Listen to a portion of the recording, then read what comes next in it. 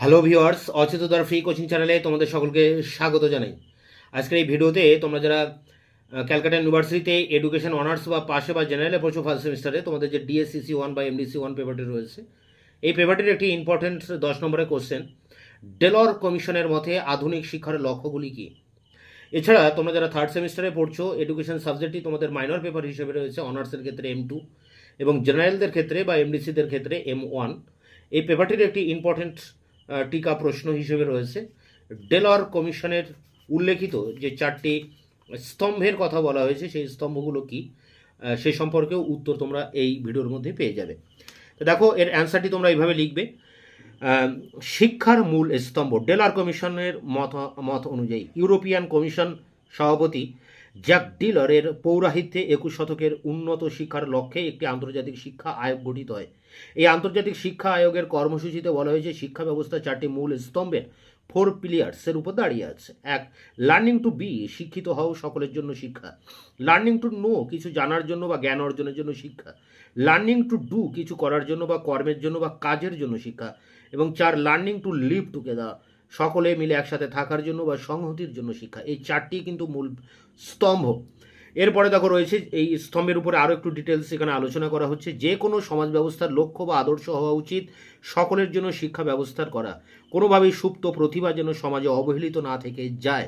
1991 খ্রিস্টাব্দে আন্তর্জাতিক শিক্ষা কমিটি ডিরেক্টর জেনারেল ফেডরিকো মায়ার একটি আন্তর্জাতিক সভায় শিক্ষা ও শিক্ষণের এডুকেশন অ্যান্ড লার্নিং এর উপর 21 শতকের একটি আন্তর্জাতিক শিক্ষা কমিশন গঠনের কথা বলেন।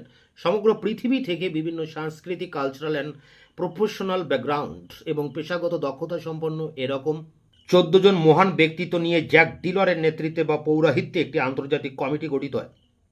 ফেডরিকো মায়ার রিকোয়েস্টেড টু জ্যাকুয়াস ডেলর বা Jacques Delors to chairman of the commission. অবশেষে 1993 খ্রিস্টাব্দের সূচনা পর্বে জ্যাক্স ডেলর এর নেতৃত্বে 21 শতকের আন্তর্জাতিক শিক্ষা আয়োগ গঠিত হয়, যার অর্থনৈতিক উপদেষ্টা হিসেবে ইউনেস্কো এবং কর্মসূচি রূপায়ণের জন্য বিভিন্ন সংগঠনের সম্পাদক মণ্ডলী, সেক্রেটারিয়েট তাদের মূল্যবান মতাদর্শ ও আন্তর্জাতিক মানের অভিজ্ঞতা, ইন্টারন্যাশনাল এক্সপিরিয়েন্স তথ্য হিসাবে এই সংস্থাকে সমৃদ্ধশালী করে তোলে। মূল লক্ষ্য বলতে এখানে কিন্তু তাদের শিক্ষার লক্ষ্যগুলোকে উল্লেখ করা হচ্ছে। দেখো, এই আন্তর্জাতিক শিক্ষা আয়োগের শিক্ষার ব্যক্তিগত সামাজিক দৃষ্টিভঙ্গির উপর ভিত্তি করে 6টি অনুসন্ধান বা মূল লক্ষ্যের উপর আলোকপাত করেছেন। এখানে এগুলো ইংরেজিতেও দেওয়া আছে এবং পাশাপাশি সেগুলো কিন্তু বাংলাতেও উল্লেখ করা দেওয়া আছে যে 6টি মূল উদ্দেশ্য ছিল: এডুকেশন অ্যান্ড কালচার, শিক্ষা এবং সংস্কৃতি; এডুকেশন অ্যান্ড সিটিজেনশিপ, শিক্ষা এবং নাগরিকত্ব; এডুকেশন অ্যান্ড সোশ্যাল চয়েজন, শিক্ষা এবং সামাজিকতার মেলবন্ধন; এডুকেশন ওয়ার্ক অ্যান্ড এমপ্লয়মেন্ট, শিক্ষা কর্মজীবিকা; এডুকেশন অ্যান্ড ডেভেলপমেন্ট, শিক্ষা উন্নয়ন; এডুকেশন রিসার্চ অ্যান্ড সায়েন্স, শিক্ষা গবেষণা এবং বিজ্ঞান। অনুসন্ধানের এই 6টি ক্ষেত্র শিক্ষা পদ্ধতির 3টি ক্ষেত্রের সঙ্গে সরাসরি সম্পর্কযুক্ত: কমিউনিকেশন টেকনোলজি, প্রযুক্তিগত শিক্ষা যোগাযোগ ক্ষেত্র; teachers and the teaching process, শিক্ষক ও শিক্ষাদান কৌশল; ফিনান্সিং অ্যান্ড ম্যানেজমেন্ট, অর্থনীতি এবং ব্যবস্থাপনা। আন্তর্জাতিক শিক্ষা কমিশনের লক্ষ্য এবং কর্মসূচি: একবিংশ শতাব্দীর আন্তর্জাতিক শিক্ষার বিভিন্ন ক্ষেত্রের অধ্যয়ন, শিক্ষার বিভিন্ন দিকগুলিকে আগামী শতাব্দীতে উপযুক্তভাবে গড়ে তোলা, যার জন্য প্রয়োজন শিক্ষা বিভিন্ন দিকের উপর নির্দেশনা, কর্মসূচি রূপায়ণের জন্য এক বিধিবদ্ধ খসড়া প্রস্তুতিকরণ। এর জন্য প্রাথমিকভাবে সরকারকে কিছু নির্দেশনা দান এবং আন্তর্জাতিক বোঝাপড়ার মধ্য দিয়ে কর্মসূচিগুলি রূপায়ণের ব্যবস্থা করা। এর জন্য প্রধান দায়িত্ব ইউনেস্কোর উপর অর্পণের কথা বলা হয়েছে।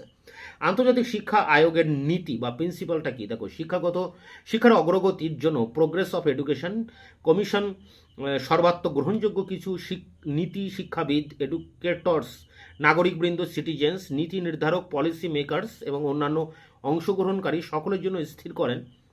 এখানে দেওয়া আছে, দেখো, first, education is a basic human right and universal human value. শিক্ষা মানুষের সর্বজনীন অধিকার এবং এর একটি মানবতার মূল্য আছে। শিক্ষা ব্যক্তি ও সমাজ নির্ভর একটি জীবনব্যাপী প্রক্রিয়া। Second, educations formal and non formal must serve society. শিক্ষা প্রথাগত এবং প্রথামুক্ত যাই হোক না কেন, সকলের লক্ষ্য হবে সমাজ সেবা করা। শিক্ষা হবে সৃষ্টিমূলক, গতিশীল এবং শিক্ষা বিজ্ঞানের ক্ষেত্রকে আরও প্রসারিত করা। থার্ড, যে কোনো শিক্ষানীতির মূল লক্ষ্যই হওয়া উচিত ইকুইটি, রিলেভেন্স এবং এক্সিলেন্স। ফোর্থ, যে কোনো শিক্ষানীতি রূপায়ণের ক্ষেত্রে নীতিসমূহের লক্ষ্য, ফলাফল এবং প্রয়োগের ক্ষেত্রে পরিস্থিতি ও পদক্ষেপ লক্ষণীয়।